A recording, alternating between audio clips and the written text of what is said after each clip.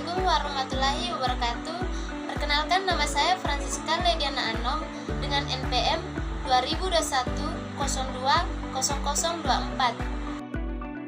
Halo, perkenalkan nama saya Citra Irawati, NPM 2021-02-0031. Pada kesempatan ini, kami akan menjawab soal UTS mata kuliah testing dan implementasi. Untuk soal yang pertama, yaitu sebutkan definisi testing menurut William C. Hetzel. Yang kedua, Edward J. Mears. Yang ketiga, Institute of Electrical and Electronics Engineer. Menurut William, bahwa testing adalah sebuah proses yang bertujuan untuk mendefinisi kesalahan dalam perangkat lunak sebelum produk tersebut dirilis. Ia akan menekankan pentingnya menguji berbagai aspek sistem untuk memastikan kualitas, di mana perlu kita ketahui bahwa pada definisi William ini dapat memastikan apakah witur-witurnya bekerja dengan benar atau tidak. Yang kedua, menurut Edward J. Mears mendefinisikan bahwa testing adalah sebuah program dengan tujuan untuk mencari kesalahan yang belum ditemukan sehingga bisa diperbaiki. Dan yang ketiga, menurut Institute of Electrical and Electronics Engineer mendefinisikan testing adalah proses terencana untuk mengevaluasi perangkat lunak dengan cara menganalisis dan mencoba guna untuk memastikan perangkat lunak sesuai dengan kebutuhan dan menemukan masalah yang ada. Selanjutnya akan dibacakan oleh teman kelompok saya, yaitu Citra Irawati. Di sini saya akan melanjutkan soal yang nomor 2.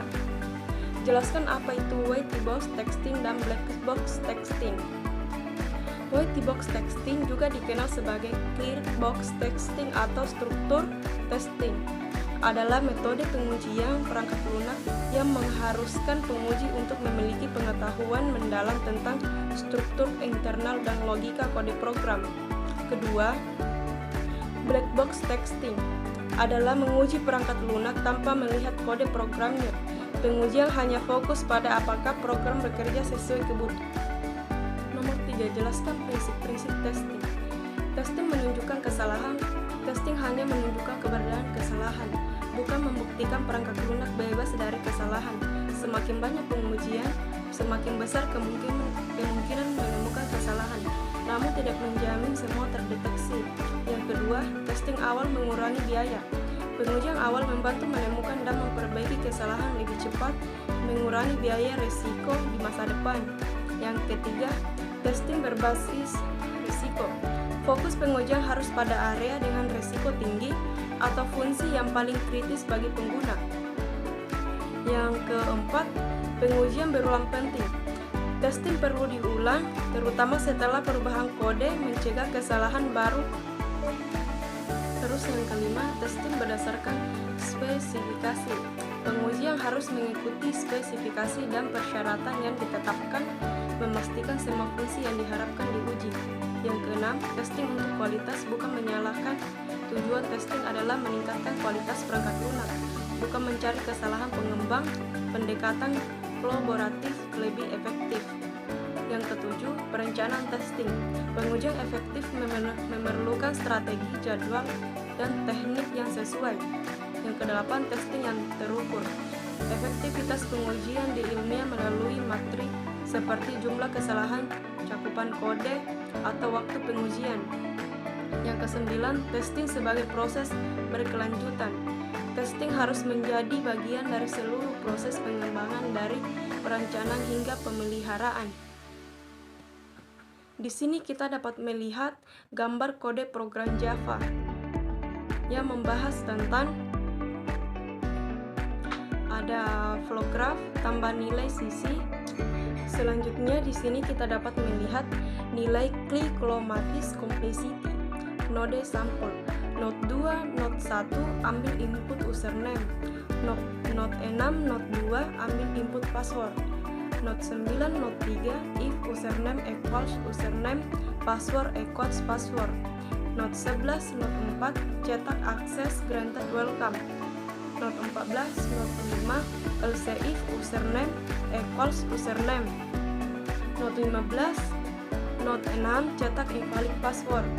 Note 16, Note 7 else if password equals password. And Note 17, Note 8 cetak invalid username. Note 19, Note 9 cetak invalid username dan password. Selanjutnya di slide ini kita dapat melihat edge atau sisi dan rumus Klein-Polomatis complexity. Selanjutnya graph matrix tambah nilai sisi. Nilai Klein-Polomatis complexity menghitung menggunakan formula sisi sama dengan jumlah jalur independen sama dengan 4. Independen path jalur 1 sama dengan 2, 6, 9, 11, 12, 20 username benar dan password benar. Jalur 2 sama dengan 2, 6, 9, 14, 15, 20 username benar tapi password salah. Jalur 3 2 sama 2, 6, 9, 14, 16, 17, 20 password benar tapi username salah. Jalur 4 sama dengan 2, 6, 9, 14, 16, 19, 20 username dan password salah. Adapun kode program PHP yang akan ditampilkan pada tabel slide di atas. Pada program PHP ini, kami akan membuat program plus nilai sisi, yang kedua graph matrix plus nilai sisi, dan yang ketiga itu independent path. Untuk notes dari flowchart, program PHP di atas itu ada 8. Sementara untuk gates-nya itu ada 9. Untuk jalur yang pertama yaitu 17, 20, 22, 23, 26, dan 29. Jalur yang kedua 17, 20, 22, 25, 26, dan 29. Jalur yang ketiga 17, 20, 28, 29. Yang berikut itu nilai Silometric complexity node atau sampul. Node 17 atau node 1 mengambil nilai input A, node 20 atau node 2 if is numeric, node 22 atau node 3 if A persen 2 sama dengan 0, node 23 atau node 4 A genap, node 25 atau node 5 A ganjil, node 28 atau node 6 A adalah string, node 29 atau node 7 N.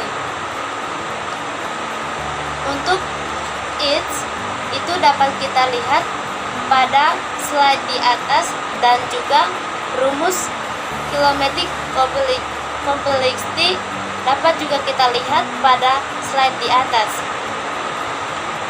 Untuk graph matrix dari program PHP di atas tadi, 17 berada di 20, 20 berada di 22 dan 28, 22 berada di 23 dan 25, 23 berada di 26, 25 berada di 1, 26 berada di 29, 28 berada di 29, 29 berada di 17.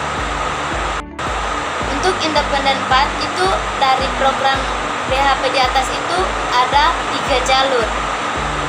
Untuk jalur yang pertama yaitu 17, 20, 22, 23, 26, dan 29. Jalur yang kedua 17, 20, 22, 25, 26, dan 29. Jalur yang ketiga 17, 20, Baik, sekian dari kelompok kami, kurang lebihnya mohon dimaafkan. Assalamualaikum warahmatullahi wabarakatuh.